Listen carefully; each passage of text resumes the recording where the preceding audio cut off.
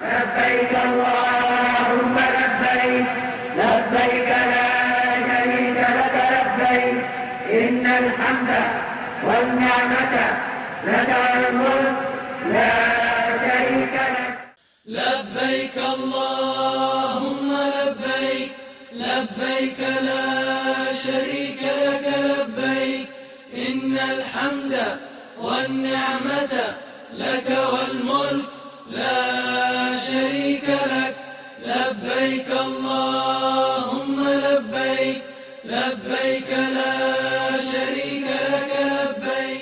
قال الله تعالى في كلامه المجيد في سورة الصافات قال يا بني إني أرى في المنام أني أذبحك فانظر ماذا ترى قال يا أبت افعل ما تؤمر ستجدني إن شاء الله من الصابرين صدق اللہ مولانا العظیم. ناظرین محترم، حج کا پیغام اس میں آپ کی خدمت میں حاضر ہیں، اور اللہ رب العزت سے دعا ہے کہ اللہ تعالی ہمیں ان پاک ایام جو ہمارے لیے بہت ہی باعث نعمت ہیں، اللہ تعالیٰ ان میں زیادہ سے زیادہ فائدہ حاصل کرنے کی توفیق عطا فرمائے، اور یہی نہیں، صرف دنیا ہی نہیں بلکہ اس کے ذریعے دنیا و آخرت سنوارنے کی توفیق عطا فرمائے. تو ناظرین محترم، یہ ایسے ایام ہیں جن کے بارے میں اللہ رب العزت نے خود قسم کھائی ہے. اب جس چیز کی اللہ تعالیٰ قسم کھا لیں، جس چیز کو اللہ تعالیٰ قرآن میں منشن کر دیں، وہ بذات خود ایک بہت بڑی نعمت بن جاتی ہے. یعنی جس کا ذکر اللہ رب العزت اپنی ایسی کلام میں کر دیں جو تا حیات باقی ہے، اگر وہ بار بار ریپیٹ ہوتی رہے تو یقیناً اس میں بہت ہی ہمارے لیے فائدے ہیں، بہت ہی اسباق اور بہت سی نعمتیں ان ایام کے ذریعے ہمیں حاصل ہو سکتی ہیں. اور پھر ان ایام میں حج کا پیغام. اب پیغام سب سے زیادہ ہمارے لیے جو باعث نعمت ہے وہ ہے انبیاء کا پیغام، ان کی زندگیوں کے واقعات، انبیاء علیہم السلام کا ذکر، ان کی باتیں، ان کی جو اسوہ حسنہ ہے ہمارے لیے، یہ سب سے بڑا پیغام ہے. اور یہ ایسے رول ماڈل ہیں کہ اگر ہم قدم قدم پر کہیں پر بھی اپنی راہ نجات حاصل کرنا چاہیں، اس کو ڈھونڈنا چاہیں تو ہمیں آسانی سے مل سکتی ہیں. ناظرین محترم، اس کو اس طرح سوچئے کہ ہم نابینا ہیں. ظاہراً تو لگتا ہے ہم دیکھ رہے ہیں، ہمیں محسوس ہوتا ہے کہ ہمیں چیزیں نظر آ رہی ہیں، لیکن جو اصل ہدایت ہے وہ ہماری آنکھوں سے اوجھل ہے. اور اگر وہ اوجھل نہ ہوتی تو اللہ تعالیٰ روزانہ ہر رکعت میں جب بھی قرآن کھولیں تو پہلی صورت میں یہ نہ فرماتے کہ اہدنا الصراط المستقیم، کہ اے میرے بندو بار بار دن میں جب بھی تم میری بارگاہ میں حاضر ہو نماز کے لیے، سجود کے لیے، تو ایک دعا ضرور کیا کرو، اور وہ ہے اہدنا الصراط المستقیم، یا اللہ ہمیں ہدایت دے، ہمیں وہ روشنی عطا کر کہ جس کے ذریعے ہمیں دنیا میں بھی سمجھ آ جائے، یہ بھی سنور جائے اور آخرت بھی سنور جائے. اب بات اگر ہوتی صرف دعا کی تو وہ بھی ٹھیک ہے، لیکن اللہ رب العزت نے ایک اس سے بھی بڑھ کر کرم کیا. اور وہ کرم کیا ہے کہ ہمیں یہ نہیں فرمایا کہ صرف دعا کرو اہدنا الصراط المستقیم اور پھر کنفیوز ہو جاؤ کہ ہدایت کی دعا تو کی ہے، وہ ہے کیا، وہ کس کو ملی ہے، اس کو کہاں سے تلاش کریں، کہاں سے اس کو حاصل کریں تاکہ ہمیں بھی وہ نعمت عظمیٰ مل جائے.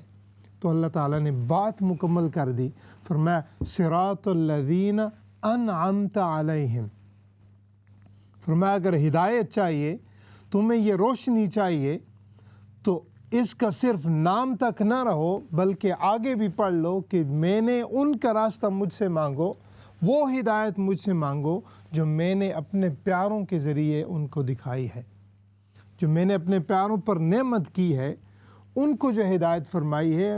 یہ کہو کہ صراط الذین انعمت علیہم، وہ رستہ دکھا، وہ ہدایت عطا فرما، وہ صراط مستقیم دکھا جو تم نے اپنے پیاروں کو دکھایا ہے۔ تو یہ ہے ہمارے لیے ہدایت۔ اسی لیے میں نے آپ سے عرض کیا ہے کہ ہم نابینا ہیں، دیکھتے ہیں مگر دیکھتے ہوئے بھی ہمیں کچھ نظر نہیں آتا۔ اس لیے قدم قدم پر ہم یہ جو حج کا پیغام آئے یا یہ جو ایام آئے یا قرآن کی بات ہو، انبیاء علیہ السلام کی بات ہو، تو اس سے بہت سے مقاصد ہوتے ہیں، لیکن سب سے بڑا مقصد یہ بھی ہوتا ہے کہ آدمی اپنی جو ڈائریکشن ہے، جو سمت ہے، جس طرف ہم جا رہے ہیں، وہ آنکھوں سے اوجھل نہ ہو۔ کیوں؟ کہ یہ دنیا اندھیری رات کی طرح ہے، اس میں ہر وقت ظلمتوں کے اندھیرے ہیں۔ کہیں آپ جائیں تو آپ کو حسد کی جو ہے اندھیری رات نظر آئے گی، کہیں آپ جائیں تو غیبت و بغض و کینہ کی نظر آئے گی، کہیں آگے جائیں تو دشمنی، قتل و غارت نظر آئے گی، فساد و خون اور ساری اس طرح کی ظلمتیں اور تاریکیاں نظر آئیں گی۔ اگر ان تاریکیوں میں آدمی کھو جائے، اللہ تعالیٰ معاف کرے، تو پھر جو اصل ہدایت والی راہ ہے وہ آدمی سے گم ہو جاتی ہے۔ یعنی آپ یہ دیکھیں کہ آپ ظلمت والی رات میں چل رہے ہیں، بالکل سناٹا ہے اور ہر طرف اندھیرا ہے۔ اگر اس اندھیرے میں کوئی آپ کو تھوڑا سا جگنو بھی نظر آ جائے، چھوٹی سی لالٹین نظر آ جائے یا کچھ چراغ کوئی دکھا دے، تو آپ کو کتنی خوشی ہوگی۔ ہمیں خوشی ہوگی کہ ہم بھٹک رہے تھے، ہم ہر طرف جو ہے کنفیوز تھے کہ ہم کدھر جائیں، کدھر ہے ہماری راہ، تو اچانک کسی نے راہ دکھا دی، اچانک کسی نے تھوڑی سی روشنی دکھا دی اور بتا دیا کہ یہ اس طرف جاؤ گے تو تمہیں اپنا طریق مل جائے گا، اس طرف جاؤ گے تو تم اپنی منزل کی طرف رواں دوا ہو کر پالو گے۔ تو یہ اگر کوئی نعمت کر دے تو ہمیں کتنی خوشی ہوگی۔ یہی چیز انبیاء علیہ السلام نے کی۔ یعنی لوگ، اگر آپ ہسٹری پڑھیں تو لوگ جو ہے ہر طرف، کوئی چھوٹی چھوٹی بچیوں کو اٹھا کر زندہ گاڑ دے، کوئی مردوں کو قتل کر دے، صرف عورتیں باقی رکھے، اور اس طرح کی فساد، کوئی بتوں کی پوجا کر رہا ہے، کوئی جو ہے آگ کی پوجا کر رہا ہے، کوئی پتھروں کی پوجا کر رہا ہے، کوئی کس کی کر رہا ہے۔ یعنی مکہ شریف میں جہاں پر حج ہوتا ہے، اس میں بھی 100 کے حساب سے بت پڑے ہیں، سارے ان کی پوجا کر رہے ہیں۔ یعنی ہر طرف ساری تاریکی ہے۔ اس تاریکیوں میں اللہ تعالیٰ نے یہ چراغ حاصل کر دی، چراغ ملا دی ہے، اور یہ انبیاء علیہ السلام کی زندگیوں کے ذریعے وہ ہدایت نصیب فرمائے۔ اس کی بہت سی مثالیں دی جا سکتی ہیں۔ جب ہمیں یہ مثالیں سمجھ آ جائیں گی، ان کا مقصد ہے، پھر آدمی جب انبیاء علیہ السلام کے واقعات سنتا ہے تو آدمی ایک روٹین کی طرح نہیں سنتا۔ پھر آدمی کو پتہ ہوتا ہے کہ ہاں، میں نے جب کسی نبی کا ذکر پڑھا ہے، قرآن میں اللہ رب العزت فرمایا وَاذْكُرْ فِي الْكِتَابِ مُوسَىٰ وَاذْكُرْ فِي الْكِتَابِ ابراہیم وَاذْكُرْ فِي الْكِتَابِ مریم وَاذْكُرْ فِي الْكِتَابِ عیسیٰ، جہاں بھی اللہ تعالیٰ خود فرما رہے ہیں میرے نبی عیسیٰ کا ذکر کرو، میرے نبی موسیٰ کا ذکر کرو، میری پیاری بندی مریم سلام اللہ علیہا کا ذکر کرو، میرے پیارے نبی ابراہیم علیہ السلام کا، اسماعیل علیہ السلام کا، اسحاق علیہ السلام کا، سب کا ذکر کرو۔ وہ کیوں 1400 سال سے ذکر کروا رہا ہے؟ کوئی تو بات ہوگی، کوئی تو اس میں راز ہوگا جس کی وجہ سے وہ بار بار کہہ رہا ہے کہ میرے نبی کے ذکر کرو، میرے انبیاء کی یاد کرو۔ تو اس لیے کہ ہمارے لیے ان میں ہدایت ہے، ہمارے لیے وہ روشنی ہے، ہمارے لیے وہ ظلمتوں اور تاریکیوں کی راتوں میں ایک نور کی مانند ہیں. اگر ہم وہ پالیں گے تو انشاءاللہ کبھی جو ہے بھٹکیں گے نہیں اور سیدھی راہ پر گامزن رہیں گے. اس کی دوسری مثال، ابھی اگر ٹیکنالوجیکلی آپ کو مثال چاہیے تو آپ دیکھیں، ابھی آپ جہاں پر بھی خاص طور پر یو کے میں سفر کریں، اور ابھی تو ایشیا، پاکستان، بنگلہ دیش، انڈیا جہاں بھی جائیں تو ابھی یہ چیز عام ہو رہی ہے کہ نیویگیشن سسٹم ہے، ٹام نیویگیشن سسٹم. ابھی آپ پہلے آدمی لوگوں کی منتیں کرتے تھے ہم کہ مجھے یہ دکھا دو، یہ جگہ کہاں ہے. ابھی آپ بس پوسٹ کوڈ ڈالیں، ایڈریس ڈالیں، آپ کو سیدھا اپنی منزل پر لے جائے. یہ ہے دنیا کے راستے میں اگر بھول جائے.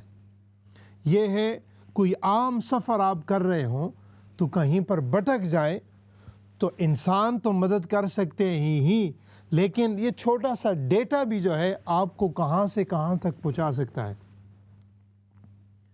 اب اگر اس راستے کی بات ہو تو ٹھیک، عام راستے کی بات ہو، لیکن جب ایسے راستے پر جائیں جہاں پر ہماری زندگی اور موت کا سوال ہو، جہاں پر ابدی زندگی جو کہ ہمیشہ باقی رہنی ہے، اگر اس کا سوال آ جائے اور اس کے لیے آدمی روانگی پر چل پڑے اور اس کے لیے سفر طے کرے، تو لازمی بات ہے آدمی کو نیویگیشن سسٹم ایک ماپ ہو، ایک ہدایت ہو، ایک ایسی چیز ہو جو آدمی کو سیدھا اس مقام پر لے جائے.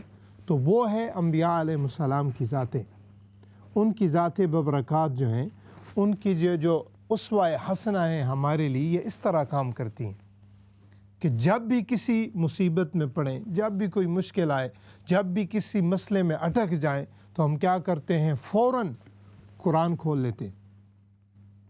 اگر قرآن کی خود سمجھ نہ آئے اس کی آیات کریمہ سے تو پھر اس کے ساتھ ہم احادیث نبویہ صلی اللہ علیہ وسلم اوپن کر لیتے ہیں، اس سے ہدایت مل جاتی.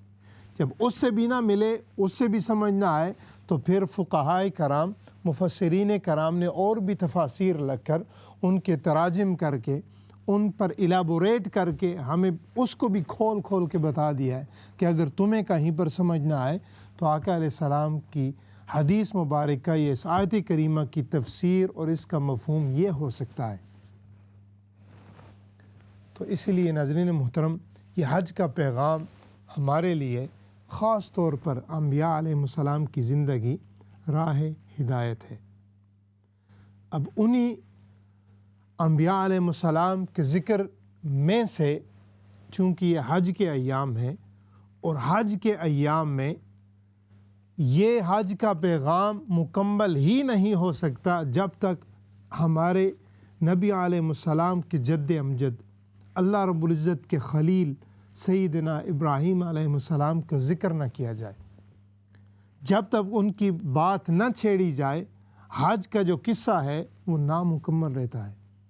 حج کی جو بات ہے اس میں وہ مزہ، اس میں وہ سرور، اور اس میں پھر وہ یعنی ایک روکھا پن ہے وداؤٹ سینگ حضرت ابراہیم علیہ السلام کا ذکر. تو اسی لیے ہم ان کی بات سے انشاءاللہ تعالی شروع کرتے ہیں. ناظرین محترم، حضرت ابراہیم علیہ السلام اللہ رب العزت کے خلیل ہیں، اس کے پیارے نبی ہیں، اور صرف نبی ہی نہیں بلکہ انبیاء علیہ السلام، خاص طور پر ہمارے نبی آقا علیہ السلام، جب بھی حضرت ابراہیم علیہ السلام کا نام آتا تو بڑی فخر سے کہتے کہ ہاں میرے ابراہیم علیہ السلام میرے جد امجد ہیں. آقا علیہ السلام کا چہرہ مبارک کھل اٹھتا، خوش ہو جاتے جب بھی حضرت ابراہیم علیہ السلام کا ذکر مبارک آتا. تو ان کی بات انشاءاللہ ہم شروع کرتے ہیں. اور چونکہ حضرت ابراہیم علیہ السلام اللہ رب العزت کے خلیل ہیں، اور جب کوئی سچی دوستی ہوتی ہے کہاں پر، تو وہاں پر تھوڑی بہت آزمائشیں بھی آتی ہیں، وہاں پر کچھ امتحان بھی آتے ہیں. جب امتحانوں میں سے وہ دوستی پار کر جائے، جب امتحان لیتے ہوئے کوئی دوست کامیابی کی طرف دوسرے کونے سے نکل آئے تو اس کو یقیناً کامیاب دوست کہتے ہیں. اور یہی واقعہ ہے سیدنا ابراہیم علیہ السلام کا. اگر آپ ان کی زندگی پڑھیں تو آدمی حیران ہو جاتا ہے کہ ان پر کتنی کتنی آزمائشیں آئیں، کہ اللہ رب العزت نے ان پر کیسی کیسی مصیبتیں لائیں جن کی وجہ سے اللہ تعالیٰ نے ان کو اتنا آزمایا اور پھر اپنا خلیل بنایا۔ یہاں پر ایک میں حدیث شریف بیان کرنا چاہتا ہوں۔ حضرت ابن عباس رضی اللہ تعالی عنہ سے روایت ہے، وہ فرماتے ہیں قال الاسلام 30 سہما وما ابتلی بها الدین احد فاقامه الا ابراہیم علیہ السلام قال اللہ تعالی وابراہیم الذی وفى۔ یہ حاکم شریف کی حدیث شریف ہے۔ فرمایا حضرت عبداللہ ابن عباس رضی اللہ تعالیٰ عنہ کہ آقا علیہ السلام نے فرمایا اسلام کے 30 حصے ہیں، 30 سہما، فرمایا 30 حصے ہیں 30، اور فرمایا کوئی شخص ایسا نہیں جسے اس دین کے ذریعے آزمایا گیا ہو اور وہ اس آزمائش پر پورا اترا ہو سوائے سیدنا ابراہیم علیہ السلام کے۔ اور فرمایا اللہ تعالیٰ نے اسی وجہ سے فرمایا کہ حضرت ابراہیم جنہوں نے اللہ کے ہر امر کو بتمام و کمال پورا کیا۔ ناظرین محترم، اس حدیث شریف سے سیدنا ابراہیم علیہ السلام کی جو آزمائشیں آتی ہیں، جو بھی ان کی زندگی میں مشکلات آئیں، مصیبات آئیں، اس حدیث شریف سے اندازہ ہو جاتا ہے کہ آقا علیہ السلام نے فرمایا 30 ایسی ٹیسٹ ہیں جن پر بڑے کوئی نہیں اترا سوائے سیدنا ابراہیم علیہ السلام کے۔ اب کتنا انہیں آزمایا گیا، اس کی تھوڑی سی جھلک اگر ہم دیکھ لیں تو ہمیں پتہ ہو کہ ابراہیم علیہ السلام کا مقام کیا ہے، اور کیوں بار بار اللہ تعالیٰ ہزاروں لاکھوں ملین کے حساب سے مسلمان جاتے ہیں۔ فرمایا جب بھی تم میرے گھر میں آؤ، سوٹ اتار دو، شلوار قمیض اتار دو، صرف میرے ابراہیم نے جو 2 چادریں پہنی ہیں وہ پہن کے آؤ۔ فرمایا جہاں پر میری ہاجرہ سلام اللہ علیہا جہاں پر دوڑی ہیں وہاں پر دوڑنا شروع کر دو، جس طرح میرے ابراہیم نے علیہ السلام نے طواف کیا، فرمایا اس طرح کر دو۔ یہ کیوں بار بار ہر سال ہمیں پیغام پہنچایا جا رہا ہے اور ہمیں دیا جا رہا ہے؟ وہ اسی لیے کہ جن جن آزمائشوں سے سیدنا ابراہیم علیہ السلام کو گزارا گیا اور ہمارے لیے ہدایت کا راستہ کھولا گیا، اس کی جو دہرائی ہو رہی ہے، اس کا جو ہے سبق دہرایا جا رہا ہے، اور اسی لیے ہم نے یہ پروگرام بھی رکھا کہ حج کا پیغام، یہ ہے حج کا پیغام۔ اب اس کی جھلک کیا ہے کہ سیدنا ابراہیم علیہ السلام، اللہ تعالیٰ نے ارشاد فرمایا اے ابراہیم، تمہاری زوجہ ہے سیدنا حاجرہ سلام اللہ علیہا، تمہارا بڑا پیارا بیٹا ہے سیدنا اسماعیل علیہ السلام، جاؤ اور انہیں ریگستان میں چھوڑ دو۔ اب آپ اندازہ کریں آج کل اگر ہمارے لیے یو کے میں یا پاکستان میں کتنی گرمی ہے، اگر کوئی کہے کہ آپ اپنے بچے کو، بیوی کو باہر نکال دیں، کوئی نکال سکتا ہے؟ بڑا دل رکھنا پڑتا ہے اس کے لیے، لیکن اللہ تعالیٰ نے فرمایا ابراہیم میری خاطر انہیں چھوڑ دو اس ریگستان میں۔ ابراہیم علیہ السلام نے منہ سے کوئی کلمہ بھی نہیں پوچھا، کوئی لفظ ادا نہیں کیا، بس بیوی کو فرمایا کہ آؤ، اور فرمایا اسکنت بواد غیر ذی، اور جو ہے الی آخر الآیہ، ان کو وہاں پر ریگستان میں چھوڑ دیا۔ اب دیکھیے پہلی آزمائش کیسی ہوئی، بہت سی آزمائش ہیں لیکن میں تھوڑی تھوڑی جو آپ کو ٹیسٹ کروا رہا ہوں کہ کیسی کیسی آزمائشوں سے سیدنا ابراہیم علیہ السلام کو گزارا گیا۔ آگے چلتے ہیں، آگے بڑی پیاری داستان ہے سیدنا ابراہیم علیہ السلام کی اور اسماعیل علیہ السلام کی۔ دنیا میں بڑے بڑے سخی ہوں گے، لاکھوں کروڑوں اربوں اللہ رب العزت کی بارگاہ میں دینے والے ہوں گے، اللہ تعالیٰ کی بارگاہ میں بہت ہی مال لٹانے والے آدمی ہوں گے، لیکن آج تک کسی نے ایسا سخی نہیں جنا کسی ماں نے کہ کسی نے کہا ہو کہ میری خاطر بیٹا ذبح کر دو تو وہ کہے ہاں میں کر دیتا ہوں۔ دیکھیے ابراہیم علیہ السلام کا مقام کیا فرمایا اللہ تعالیٰ نے؟ فرمایا قال یا بنی انی ارا فی المنام، سورۃ الصافات پڑھ کے دیکھ لیں۔ اللہ تعالیٰ نے فرمایا کہ ابراہیم علیہ السلام نے اپنے بیٹے سے کہا قال یا بنی انی ارا فی المنام انی اذبحک، فرمایا اے میرے بیٹے میں نے خواب میں دیکھا ہے کہ تمہیں ذبح کر رہا ہوں۔ فرمایا میں نے خواب دیکھی ہے۔ اب نبی تھے، اگر وہ چاہتے تو کوئی اور تعبیر نکال دیتے کہ خواب میں اللہ تعالیٰ نے یہ فرمایا ہے بیٹے ذبح کرنا تو کسی شریعت میں نہیں ہے، لہٰذا چلو 100 کے 100 اونٹ کو ذبح کر دیں۔ بڑے بڑے ریوڑ تھے آپ کے بکریوں کے، پورا ریوڑ ہی دے دیتے کہ یہ اللہ تم نے مجھے یہ دکھایا ہے، میں تیری بارگاہ میں یہ دیتا ہوں۔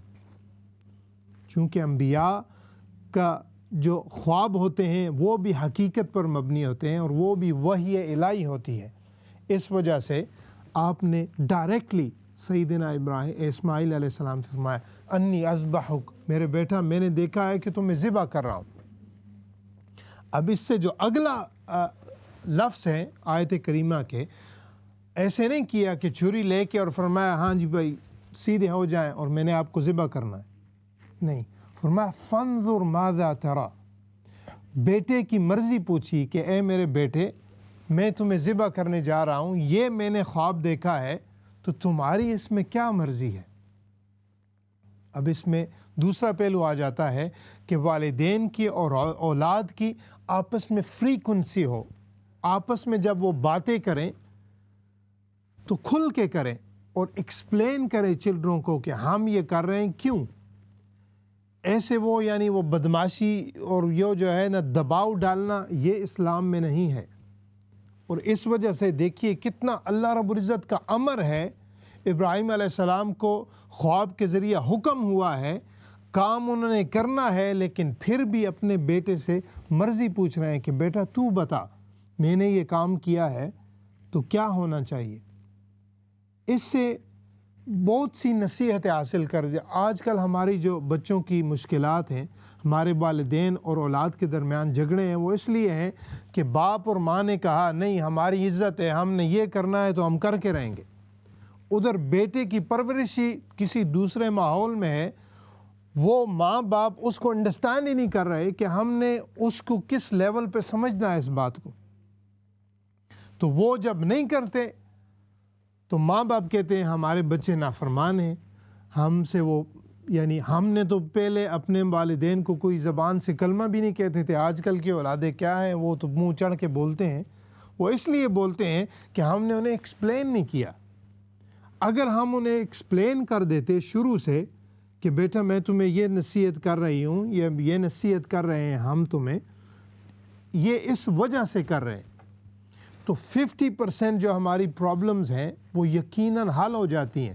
چونکہ جب آپ اولاد کو یہ چیز سمجھا دیں گے تو بعد میں اگر وہ کچھ کہے گا یا بعد میں کوئی جواب آپ کو سامنے سے دے گا تو آپ کے پاس یعنی ایک مدلل دلیل بھی ہو جائے گی اور ساتھ جو ہے اولاد کو سمجھ بھی آ جائے گی کہ اس کے پیچھے ریزن یہ ہے۔ یہی معاملات کافی چل رہے ہیں اولاد میں، شادیوں کے اور بھی کافی جو ہے جابس کے، اسٹڈیز کے، یہ ساری چیزیں جو ہے ہمیں اس آیت کریمہ سے سیکھنی چاہیے کہ ابراہیم علیہ السلام نے ان کی مرضی پوچھی، فانظر ماذا تری۔ ناظرین محترم، انشاءاللہ تعالی ہم اپنی بات کو جو ہے آگے جاری رکھیں گے۔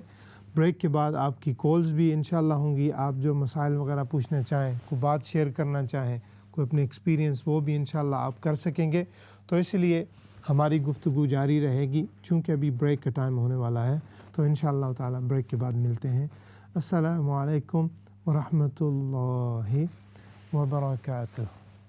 لبيك اللهم لبيك لبيك لا شريك لك لبيك إن الحمد والنعمة لك والملك لا شريك لك لبيك اللهم لبيك لبيك لا شريك لك لبيك۔ السلام علیکم ورحمۃ اللہ وبرکاتہ۔ پیغام حج۔ ناظرین محترم، بریک کے بعد پروگرام کو انشاءاللہ تعالی ہم جاری ساری رکھیں گے، اور پیغام سے پہلے ہم نے جس موضوع کو چھیڑا ہے، جس موضوع کا ذکر کیا ہے، جس موضوع کی ابتدا کی ہے، وہ ہے انبیاء علیہم السلام کا ذکر خیر، اور اس پر ہم نے بہت سی مثالیں دی کہ انبیاء علیہم السلام کا ذکر، ان کی زندگیاں، ان کا اسوہ حسنہ ہمارے لیے روشنی، ہدایت اور نور کی مانند ہے، جس سے ہم جگہ جگہ پر، قدم قدم پر ہدایت حاصل کرتے ہیں، نصیحتیں حاصل کرتے ہیں، اپنی زندگیوں کو سنوارتے ہیں، اور پھر اس کے ذریعے سے ہم انشاءاللہ دنیا بھی سنوار رہے ہوں گے، سنواریں گے، اور انشاءاللہ تعالی آخرت بھی ان کے ذکر خیر سے سنورے گی۔ اس سے پہلے کہ ہم آگے چلیں، انشاءاللہ آپ جو ہے کالز کا سلسلہ وہ بھی آپ ساتھ ساتھ جاری رہے گا۔ اگر آپ کے کچھ ایکسپیرینس شیئر کرنا چاہیں، کوئی مسائل ہوں، آپ انشاءاللہ فریکوینٹلی اٹینڈ کر سکتے ہیں۔ تو ناظرین محترم، میں نے آپ سے عرض کی ہے کہ انبیاء علیہم السلام، ان کا ذکر ہمارے لیے ایک نور ہے۔ ہم تاریکیوں میں ہیں، ظلمتوں میں ہیں، ہمیں کچھ نظر نہیں آ رہا، بس ایک بھیڑ ہے، دنیا پرستی ہے، اس میں ہم گم ہیں، اور ہمارا جو اصل مقصد ہے، جس کے ذریعے سے دنیا بھی ملے گی اور مل سکتی ہے، اور جس ذکر کے ذریعے ہماری آخرت بھی سنور سکتی ہے، ہم اس سے بہت دور ہیں۔ اسی لیے یہ پیغام حج، یہ حج کا پیغام، یہ میسج، یہ ریویژن ہر سال جو اسلام چینل اردو کے ذریعے ہوتی ہے، یہ اسی وجہ سے ہوتی ہے کہ ہم اپنا بھولا ہوا سبق اب اس کو یاد کر لیں۔ جو بھولی ہوئی داستان ہے، جو بھولا ہوا جو ہماری سٹوری ہے، جس طرف ہم نے جانا تھا، جو بھولا ہوا راہ ہے، اس کی طرف ہم پھر گامزن ہو کر اپنی دنیا و آخرت سنوار لیں۔ ناظرین محترم، حدیث شریف سے شروع کرتے ہیں، اور یہ حدیث شریف بہت ہی کم لوگوں نے پہلے سنی ہوگی، اور اس حدیث شریف کو سننے کے بعد آپ کو اندازہ ہوگا جو میں نے لفظ بنایا ہے کہ ایک بھیڑ ہے، رش ہے، اور سارے جو ہے اس میں مگن ہیں اور آخرت کو بھول گئے ہیں۔ اس کے بارے میں میں نے جب پڑھی اس حدیث شریف کو تو بڑی دل کو سکون بھی ملا، اور ساتھ یعنی جو من ہے وہ بھی جاگا کہ آقا علیہ السلام کیسی کیسی ارشادات فرما کر ہماری مدد فرما رہے ہیں۔ آپ نے فرمایا، رواہ البخاری والمسلم، مسلم و بخاری شریف کے حدیث ہے، حضرت عن عبداللہ بن عمر رضی اللہ تعالی عنہ سے روایت ہے، وہ فرماتے ہیں رضی اللہ تعالی عنہما، قال سمعت رسول اللہ صلی اللہ علیہ وسلم یقول تجدون الناس کابل مئہ لا یجد الرجل فیہا راحتا۔ آقا علیہ السلام نے فرمایا، او کما قال اللہ صلی اللہ علیہ وسلم، فرمایا کہ لوگ ایک 100 اونٹوں کی طرح ہیں۔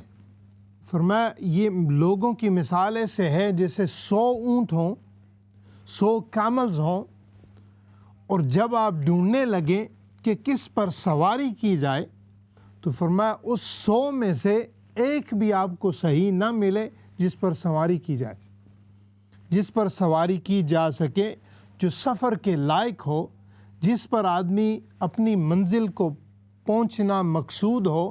فرمایا یہ 100 اونٹ کی طرح، یعنی سارے ہی ایسے ہیں کہ ان کے کوئی بھی اس قابل نہیں کہ اس کو اپنی سواری کے لیے چوز کیا جائے۔ اس حدیث شریف کو حضرت قال الحافظ ابن حجر عسقلانی رحمہ اللہ، حجر عسقلانی رحمہ اللہ فرماتے ہیں کہ یہ جو اللہ تعالیٰ کے حبیب صلی اللہ علیہ وسلم نے ارشاد فرمایا جب یہ ارشاد ہے تو آپ نے الف اور لام کے بغیر ارشاد فرمایا۔ یہ جو کلمات ہیں اوپر جو میں نے ابھی پڑھے ہیں، تجدون الناس، تو فرمایا اس کا مقصد ہے کہ یعنی 100 اونٹ ہیں اور اس میں سے ایک بھی ایسا نہیں یعنی 100 اگر شخص ہوں، یہ ایک مثال ہے، مثال اللہ تعالیٰ نے بھی دی ہے۔ قرآن میں مچھروں کی مثالیں ہیں، چیونٹیوں کی مثالیں ہیں، قرآن میں جو ہے ہنی بیز، مکھیوں، شہد کی مکھیوں کی مثالیں ہیں۔ تو یہ مثالیں ہیں جس سے بات سمجھائی جاتی ہے کہ غور کرو۔ تو امام حجر عسقلانی رحمہ اللہ نے فرمایا کہ 100 کا مطلب یہ ہے کہ 100 میں سے کوئی ایک بھی اس قابل نہیں کہ تم اس کو اپنا دوست بناؤ، اس کو اپنی صحبت میں لو، اس کے ساتھ اپنی یاری لگاؤ، اس کے ساتھ دوستی لگاؤ، تاکہ تمہیں دنیا میں بھی سکون ملے اور آخرت کا ذریعہ بھی ملے۔ تو فرمایا 100 بھی اگر ہوں تو ایک بھی اس قابل نہیں ہو سکتا کہ آدمی اس کو چوز کر لے اپنی زندگی کا سفر طے کرنے کے لیے۔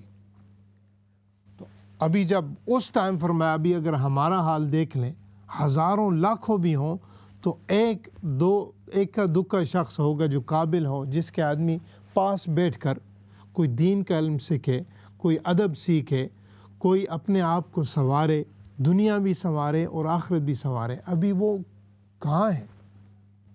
اسی لیے اللہ تعالیٰ نے قرآن میں ارشاد فرمایا ثلۃ من الاولین وقلیل من الآخرین۔ اللہ تعالیٰ نے فرمایا یہ جو میرے نیک بندے ہیں، پہلے ثلۃ من الاولین، یہ کثرت سے تھے، لیکن جب قیامت کے قریب زمانے آئیں گے تو فرمایا وقلیل من الآخرین۔ اللہ تعالیٰ نے قلیل کا لفظ ارشاد فرمایا جب آخرت کا زمانہ آئے گا تو پھر ایسی نیک ہستیاں جن سے تمہیں ہدایت ملے، جن سے تم اپنی زندگی اور آخرت کو سنوارنا چاہو، ان کی صحبتیں قلیل ہوں گی، بڑی کم ہوں گی، بڑے مشکل سے ملیں گی۔ تو آج کل دیکھیں ہر طرف نقل ہے، ہم سارے نقلیں ہیں۔ اصل جو ہے، جو اصل علماء ہیں جن سے دنیا بھی ملے اور آخرت بھی ملے، وہ سمر جائے، اس طرح کے علماء بڑے کم ہیں، اس طرح کی ہستیاں بڑی کم ہیں جو آپ کو ایسی تعلیمات دیں کہ آپ اگر دنیا میں دنیا والوں کے سامنے چلیں تو پھر بھی آپ کا سر جو ہے فخر سے بلند ہو، اور اگر دین کا معاملہ آئے اور آخرت کی بات ہو تو اس میں بھی ایسے معاملات آپ کے ذہن میں آئیں، نصیحتوں میں آئیں، سوچوں میں آئیں، جس سے اللہ تعالیٰ کے سامنے بھی آپ سرخ رو ہوں۔ ایسی تعلیمات بڑی کم ہیں، 1 to 1 ہے، لیکن 2 in 1 جو سبجیکٹ ہے وہ بڑا کم ہے۔ اگر آپ مصر کی یا وہ پرانی یونیورسٹیز کی ہسٹری پڑھیں تو ان میں کیا تھا؟ ان میں دنیا بھی تھی اور دین بھی تھا۔ آج کل جو ہماری ہے، اگر کوئی مسلح پکڑ لے، کوئی ایک طرف آ جائے تو اگر نعوذ باللہ اگر وہ جو باہر کوئی کام کرنا شروع کر دے، کوئی حافظ ہو، کوئی عالم ہو یا جو بھی ہو، کوئی دیندار ہو، تو ہم کیا کرتے ہیں؟ اسے سمجھتے ہیں کہ پتہ نہیں اس کا کو گمراہ ہو گیا ہے، نعوذ باللہ یہ کیا ہو گیا۔ اسی طرح کچھ والدین ہیں، ان کے گھر جب کوئی فاسق و فاجر کا رشتہ آئے اور اس کے پاس کوئی بڑی گاڑی ہو یا جو بھی چیز ہو، اس کو بڑی خوشی سے رشتہ دیں گے۔ لیکن اگر دوسری طرف کوئی آ جائے، کسی غریب تھوڑا سا یعنی میڈیم کلاس کا ہے، اس کے پاس دین بھی ہے اور ساتھ رسپیکٹڈ جاب بھی ہے، تو ہم کیا کہتے ہیں؟ ریجیکٹ کر دیتے ہیں۔ اسی طرح پھر بچیوں کا بھی یہی مسائل ہیں، بچوں کی طرف یہ ہیں۔ تو یہ جو چیزیں ہیں، یعنی یہ ہم نے تلاش کرنی ہے کہ ہمیں دونوں طرف سے، اسلام کبھی اس چیز کی تعلیم نہیں دیتا کہ آپ جو ہے تسبیح پکڑ کر بیٹھ جائیں اور اللہ اللہ اور خیر صلی اللہ، ہر چیز آپ کے دامن میں آ جائے گی، ایسے نہیں ہوتا۔ اگر یہ بات ہوتی تو آقا علیہ الصلوۃ والسلام خود تجارتیں کر کے، خود مدینہ کے شہر میں جو ہے لوگوں کو خود تعلیمات نہ فرماتے کہ ہاں یہ رزق حلال کماؤ، اس طرح تمہیں برکت ملے گی، اس طرح تمہیں دنیا بھی کامیاب ملے گی اور آخرت بھی ملے گی۔ ایک صحابی ہیں، ابھی میرے ذہن میں یہ ذکر آ گیا ہے تو میں کرنا چاہتا ہوں۔ ایک بوڑھے شخص آئے، صحابی تھے، آقا علیہ السلام کی بارگاہ میں آئے اور حضور صلی اللہ علیہ وسلم کے سامنے بیٹھے تو آقا علیہ السلام کے ان کے ہاتھ دیکھے تو ہاتھوں پر یہ جگہیں سخت تھیں، جس کو ہم بریاں کہتے ہیں، یہ جو بھی ہے ہارڈ سکن تھی ادھر۔ تو حضور صلی اللہ علیہ وسلم نے جب ان کے ہاتھ دیکھے اور دیکھا کہ یہ مزدوری کرتے ہیں، محنت کشی کر کے رزق حلال کماتے ہیں، جاب کرتے ہیں، میری بارگاہ میں دین سیکھنے کے ساتھ ساتھ اپنے بچوں کی بھی لک آفٹر کرتے ہیں، تو آقا علیہ السلام نے ان کے ہاتھ چومے اور پھر اگلا لفظ فرمایا القاسم حبیب اللہ، فرمایا وہ بندہ اللہ کا دوست ہے جو ایسے ہارڈ ورک کر کے، محنت مزدوری کر کے، جاب کر کے، جس قسم کی بھی جاب ہو، رزق حلال کی ہو، فرمایا وہ بندہ جو ہے اللہ کا دوست ہے۔ اب ہم سارے چاہتے ہیں کہ اللہ کے دوست بن جائیں، اسی لیے تو ہم ذکر کر رہے ہیں حضرت ابراہیم علیہ السلام کا۔ تو اللہ کی دوستی کیا ہے کہ یعنی ایسے آدمی کام کرے جس سے دنیا بھی سنورے، حقیقی زندگی میں نصیب ہو، دنیا کی بھی اور آخرت کی بھی نصیب ہو۔ تو ناظرین محترم، یہ اسی لیے پھر آتے ہیں اس کی طرف کہ ہمیں جو ہدایت ملے گی وہ انبیاء علیہ السلام کی زندگیوں سے ملے گی۔ جب ہم ان کی زندگی کو پڑھیں گے، دیکھیں گے کہ اگر یہ معاملہ زندگی میں آ جائے تو انہوں نے کیا کیا، تو ہم اس کو پڑھ کے اپنی زندگی مشکل حل کر کے آگے چلے جائیں گے، اسی طرح سفر جاری رہے گا۔ تو ہم ذکر کر رہے تھے سیدنا ابراہیم علیہ السلام کا واقعہ کا، جو کہ قرآن میں آیا ہے۔ تو کیا فرمایا؟ قال یا بنی انی ارا فی المنام۔ پھر میں تھوڑی سی پچھلی آیت دہرا رہا ہوں تاکہ انشاءاللہ وہ تسلسل قائم رہے۔ تو فرمایا بیٹا، قال یا بنی انی ارا فی المنام، میں نے دیکھا ہے خواب میں کہ تمہیں ذبح کر رہا ہوں، تمہیں سلوٹر کر رہا ہوں خواب میں۔ تو سیدھا جا کے یعنی ذبح نہیں کر دیا، پہلے مرضی پوچھی۔ ہم بریک سے پہلے اس پر ایلیبوریٹ کر رہے تھے کہ والدین اور اولاد کے درمیان مکالمہ، والدین اور اولاد کے درمیان ڈسکشن، والدین اور اولادوں کے درمیان تبادلہ خیال، یہ جو چیز ہے یہ قرآن سے ملتی ہے اور یہ ہونی چاہیے۔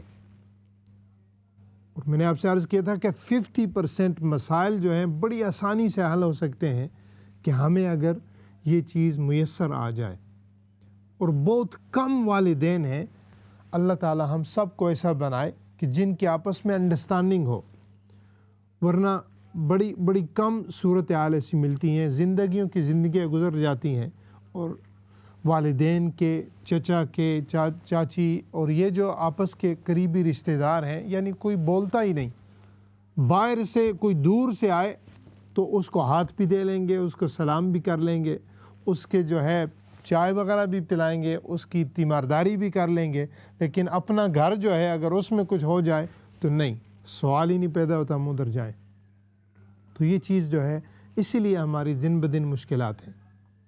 مجھے بذات خود ایسے آدمی پتہ ہیں جو بڑی مشکلات سے گزرے، ہسپتالوں میں تھے، ڈیتھ کے قریب تھے، لیکن جو اس کے اپنے جو ہیں ان کے رشتہ دار، وہ ان کے یعنی بیمار پرسی کے بھی لیے نہیں گئے۔ تو یہ جو چیزیں ناظرین محترم، حج کا پیغام حج، اس کا مقصد یہ ہے کہ ہمیں تھوڑا سا اپنے آپ کو نرم کر کے، اپنی طبیعت کو سنبھال کر، اپنے سوچوں کو صاف کر کے ہم نے ایسا پیغام حج لینا ہے کہ تاکہ اگر اگلا حج آئے تو اس تک اگلے سال میں ہماری کوئی بھی ایسی چیز نہ ہو تاکہ ہم دوسرا جو اگلا پہلو ہے اس کو شروع کر لیں، یعنی ساری جو ہے چیزیں آہستہ آہستہ انشاءاللہ ہم ٹھیک کرنے کی کوشش کریں۔ اور حج کے درمیان بھی اگر یہ چیز نہ ملے اور کووڈ-19 ہو، اتنی مشکلات ہوں اور جگر مومنین کا پھٹ رہا ہو کہ کاش ہم بھی اللہ کے گھر، اس کے رسول صلی اللہ علیہ وسلم کے گھر کے سامنے حاضری دیتے، اگر یہ ساتھ دکھ بھی ہو اور پھر بھی آدمی یہ مشکلات بھی چل رہی ہیں اور پھر اس کے ساتھ وہی بغض، کینہ، حسد، فساد، خون ریزی، یہ ساری چیزیں بھی ساتھ چل رہی ہیں، تو یہ اصل پیغام حج نہیں ہوگا۔ یہ پھر ہماری بد نصیبی ہوگی کہ ہمیں اللہ تعالیٰ نے ایسی 10 عظیم نعمتیں عطا کی، عظیم راتیں عطا کی، الحج و اشہر معلومات کی صورت میں، والفجر ولیال عشر کی نعمت سے، اور پھر بھی ہم ان سے فائدہ نہ اٹھا سکیں، تو یہ ہماری بد نصیبی ہوگی۔ تو ناظرین محترم، آگے ابراہیم علیہ السلام نے فرمایا قال یا بنی انی ارا فی المنام انی اذبحک فانظر ماذا تری، فرمایا بیٹے تمہاری کیا مرضی ہے۔ اب ایک طرف تھا اولاد بڑا ہونے کے ناطے رائے پوچھ رہے ہیں۔ اب دوسری طرف اولاد کے لیے بھی میسج ہے۔ اب اسماعیل علیہ السلام نے ان کی جان جا رہی ہے، ان کی جان پر آن پڑی ہے، لیکن ابراہیم علیہ السلام نے فرمایا قال یا ابت افعل ما تؤمر۔ اب حقوق والدین یہاں سے جنم لیتے ہیں۔ ابھی والدین کے لیے تو حکم تھا کہ ہاں شیئر کرو، اب اسماعیل علیہ السلام نے فرمایا قال یا ابت افعل، فرمایا اے میرے پیارے ابا جان کر گزریے ما تؤمر، جیسا بھی آپ کو حکم ہوا ہے، جو بھی آپ نے خواب دیکھا ہے بس کر گزری۔ یعنی نہ تو میں نے اس کی تعبیر پوچھنی ہے نہ کچھ اور چیز پوچھنی ہے، بس کر دیجئے۔ تو اس انشاءاللہ واقعے کو جاری رکھتے ہیں، لیکن کالز بھی ساتھ ہوں گی، تو آئیے کالز بھی ساتھ ساتھ اٹینڈ کرتے ہیں۔ السلام علیکم ورحمۃ اللہ۔ وعلیکم السلام ورحمۃ اللہ وبرکاتہ۔ حضرت جی میں نے گزارش یہ کرنی ہے جی سر۔ کہ جب چاند نظر آ جائے، جس آدمی نے قربانی دینی ہے، یہ عام طور پر سنا ہوا ہے کہ بال نہ کٹائے، ناخن نہ کٹائے، یہ اس کا کیا درجہ ہے؟ سنت ہے، واجب ہے، فرض ہے؟ اچھا، جزاک اللہ۔ وعلیکم نو پرابلم سر۔ ٹھیک ہے، انشاءاللہ میں اس پر عرض کرتا ہوں، تھوڑی سی بات مکمل کر کے تو پھر انشاءاللہ۔ تو ناظرین محترم، یہاں پر فرمایا قال یا ابت افعل ما تؤمر ستجدنی ان شاء اللہ من الصابرین۔ حضرت اسماعیل علیہ السلام نے جو فرمایا ابو جان کر گزریے جو بھی آپ کو حکم ہوا ہے، اور آگے فرمایا ان شاء اللہ من الصابرین۔ اب یہ جو ہے علماء نے اس میں لکھا ہے، اور بڑی پیاری بات لکھی ہے کہ آپ نے اسماعیل علیہ السلام نے یہ بھی ذکر نہیں کیا کہ اے ابا جان میں صبر کروں گا، بلکہ اپنے آپ کو انشاءاللہ من الصابرین کہہ کر، یعنی اے ابا جان آپ مجھے ذبح کر دیجئے، آپ انشاءاللہ اللہ کے حکم سے مجھے صابرین کے صف میں پائیں گے۔ ایک ہوتا ہے آدمی دیتا ہے اللہ کی بارگاہ میں اور پھر کہتا ہے ہاں میں نے دیا، یعنی یہ جو ہماری میں ہے اس کو ختم کیا، اور یہاں پر فرمایا کہ اتنی بڑی نعمت اپنی جان دے کر بھی یہ نہیں فرمایا کہ میں کروں گا، فرمایا آپ مجھے جو ہے صابرین کے صف میں، من الصابرین، صابرین میں سے پائیں گے۔ تو ناظرین محترم، یہ تھا حج کا پیغام، کیونکہ ہمارے لیے بہت سی نصیحتیں پیغام حج کی صورت میں لاتا ہے۔ چونکہ ابھی پروگرام کا اختتام ہے تو انشاءاللہ اس بات کو جو ہے تھوڑا سا سمیٹنے کی طرف آتے ہیں۔ تو جیسے کہ کالر نے آپ نے پوچھا ہے کہ یہ جو چاند نظر آئے تو ناخن کٹائیں، اور کوئی لوگ بال نہیں کٹاتے اور ناخن نہیں کٹاتے، اور یہ جو ہے کافی چیز جو ہے عام ہو رہی ہے۔ تو دیکھیے یہ جو اصل مسئلہ ہے جو واجب اور یہ جس چیز سے ریلیٹڈ ہے وہ ہے حجاج کے ذریعے، حجاج سے ریلیٹڈ ہے، یعنی جو اس مکہ مکرمہ کے حدود میں ہوں اس نیت سے جائیں کہ وہاں پر حج کر رہے ہیں، اور پھر وہ جو سارے حج کے احکام ہیں، اس کے جو فرائض ہیں، واجبات ہیں، ان میں سے یہ چیز ہے۔ پہلی بات ہو گئی۔ ابھی ہم دنیا میں یہ ساری چیزیں کر رہے ہیں تو ان کے ساتھ، یعنی یہ ابھی چیز کر رہے ہیں تو یہ فرض نہیں ہے ہمارے اوپر۔ اگر کوئی کرنا چاہے تو اس کے ذریعے یعنی وہ ایک نسبت اس کو مل جائے گی، اس کو ثواب ملے گا، چونکہ یہ حج کے ایام ہیں، پاک ایام ہیں۔ اپنے آپ کو خاک آلود کرنا یعنی عاجزی ظاہر کرنا، نیچرلی طور پر جیسے آدمی ہو، حج میں یہی ہوتا ہے کہ آدمی بالکل نیچرل ہے، 2 چادریں پہنی ہوئی ہیں، پیچھے اگر مالک مکانوں کا مالک ہے، کوٹھیاں ہیں، کاروبار ہیں، ہر چیز ہے، لیکن وہاں پر اللہ تعالیٰ نے فرمایا مجھے تمہاری اصل شکل چاہیے، جیسے تم میری اگر بارگاہ میں آؤ گے تو بالکل سادہ، بالکل اوریجنل فارم میں آؤ، ہاں جی، یعنی اپنی عاجزی ظاہر کرو۔ تو ہمارے لیے یہ حکم ہے کہ اگر ہم ان کے ذریعے اگر یہ عاجزی ظاہر کرنے کی نیت سے کریں تو انشاءاللہ ہمیں ثواب لازمی ملے گا۔ اور یہی بات اگر آپ امپلیمنٹ کر لیں، حج جو عید ہے ہماری، اب عید کیا ہے؟ ہم خوشی مناتے ہیں کہ اللہ تعالیٰ نے وہ جو حجاج گئے ہیں وہاں پر ان کے گناہ معاف ہوئے ہیں، ان کو اللہ تعالیٰ نے درجات دیے ہیں، انہوں نے سب کے لیے امت کے لیے دعائیں کیے ہیں. تو جب وہاں پر وہ عید مناتے ہیں تو اس لیے ہم بھی یہاں پر عید مناتے ہیں کہ ہمارے لیے بھی خوشی کا باعث ہے کہ ہمیں اس امت سے اللہ تعالیٰ نے پیدا فرمایا کہ جس کو یہ حج کی جو ہے نسبت نصیب ہوئی، حج کی دولت نصیب ہوئی. تو امید ہے آپ سمجھ گئے ہوں گے کہ اگر یہ نہ کٹوائیں تو انشاءاللہ آپ کر سکتے ہیں، لیکن اگر کسی نے ناخن کٹوا دیے، بال کٹوا دیے تو اس میں گناہ کوئی نہیں، آپ بالکل کر سکتے ہیں. تو تھوڑا سا اگر انشاءاللہ آدمی اگر اوپن مائنڈڈ ہو کے سوچے تو آسانی سے جو ہے سمجھ آ سکتی ہے، اور ثواب لازمی ملے گا. جو حضرات کر رہے ہیں بالکل کریں اور حج کی نسبت کریں، اور ساتھ خاص طور پر جس ماحول سے ہم گزر رہے ہیں، جس وقت سے ہم گزر رہے ہیں، ساتھ یہ دعائیں بھی کریں. ناظرین محترم، چونکہ آخری بات بھی ہے تو اسی لیے ساتھ دعا میں بھی شامل ہوں کہ اللہ تعالیٰ جو ہے حج کے ایام ہیں، کتنے لوگ بلینز پاؤنڈز ان کے پاس ہوں یا جو بھی ہو، آج انہیں یہ دولت نصیب نہیں ہو رہی. یہ دکھ کی بات ہے ایک طرف، اور دوسری طرف ہمارے لیے بہت ہی سبق آموز چیز ہے کہ ہمیں اللہ تعالیٰ نے ایسی شہادت سے جو ہے اس دفعہ یہ نصیب نہیں ہو سکی. تو اس پر آدمی کو گڑ گڑانا چاہیے، آدمی کو رونا چاہیے، آدمی کو اللہ تعالیٰ کی بارگاہ میں یہ دعا کرنی چاہیے کہ یا رب مجھے اس پاک در کی حاضری اگلے سال جو ہے میرے نصیب میں فرما. خاص طور پر جن کی نیت ہے، جن پر حج فرض ہے. یہ دوسرا سبق ہے اس میں کہ دیکھیے آدمی کہتا ہے کہ میں ڈیلے کروں گا، ہو سکتا ہے اس سال نہیں، چلو اگلے سال کچھ ہو جائے گا پھر چلے جائیں گے. کوئی جوان کہتے ہیں اچھا جی ابھی ہماری عمر ہے، چلو تھوڑا سا اگر 40 50 60 کے سال کے ہو گئے تو پھر جا کر حاضری لگائیں گے. تو دیکھیے اس ماحول میں جس میں ہم گزر رہے ہیں یہ ہمیں پتہ چلتا ہے کہ ایسے نہیں ہوتا آپ کی جہاں پر مرضی ہو چلے جائیں، وہاں پر اسی وقت بلاوا آئے گا جب اللہ تعالیٰ کی منشا شامل حال ہوگی. تو اسی لیے جن لوگوں پر حج فرض ہے وہ بات سن رہے ہیں تو انہیں جلد از جلد جو ہے اس چیز کو مکمل کرنا چاہیے. جو ہی لاک ڈاؤن ختم ہو، خاص طور پر اگلا انشاءاللہ حج ہو، امید ہے اللہ تعالیٰ ہمارے لیے آسانیاں پیدا فرمائیں گے. اللہ تعالیٰ جو ہے ہمیں وہ رونقیں، وہ برکتیں، وہ نعمتیں نصیب کریں گے کہ عشاق کان حبیب، عشاقان رسول، عشاقان خدا وہاں پر جا کر پھر اس در کی طواف بھی کریں، حاضری بھی کریں، دعائیں بھی مانگیں.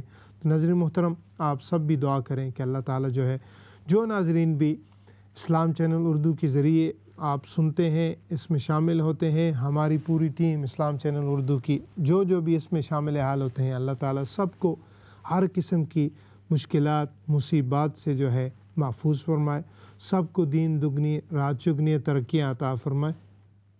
سب کو جو ہے، جو والدین پریشان ہیں حج کے ایام ہے، اللہ تعالیٰ خاص طور پر ان والدین جو اپنے بچیوں کی طرف سے پریشان ہیں، اللہ تعالیٰ ان کی مشکلات جو ہے آسانیاں فرمائے. اگر وہ رشتوں کی وجہ سے پریشان ہیں تو اللہ تعالیٰ ان ایام کے ذریعے ان کی یہ پریشانیاں دور فرمائے. کچھ والدین ہیں اگر وہ اولادوں کے کاروبار کی وجہ سے پریشان ہیں، جو بھی حضرات ہیں کاروبار کے بھی پریشان ہیں، اللہ تعالیٰ آپ کو ہر قسم کی آلائشیں، رزق حلال آپ کی جولیوں میں بھر کر عطا فرمائے. اور جو بھی ناظرین ہیں جن کے دل میں جو بھی حاجات ہیں، جو بیمار ہیں، اللہ تعالیٰ ان کو شفا عطا فرمائے. اور جن بھی حاجات کے لیے کچھ ناظرین کے دل میں ہیں اور وہ شامل نہیں ہو سکے اور اس پروگرام کو سن رہے ہیں یا سنتے رہیں گے، اللہ تعالیٰ ان پاک ایام کے ذریعے ہم سب کی حاجات کو قبول فرمائے اور ہم سب کی جو دین و دنیا کی مشکلات ہیں ان کو دور فرمائے. تو ناظرین محترم، پروگرام کا اختتام ہے، دعاؤں میں یاد رکھیے گا. پھر ملتے ہیں اگلے پروگرام میں. السلام علیکم ورحمۃ اللہ وبرکاتہ. لبیک اللہم لبیک لبیک لا شریک لک لبیک ان الحمد والنعمت لک والملک لا شریک لک. لبیک اللہم لبیک لبیک لا شریک لک لبیک ان الحمد والنعمت لك والملك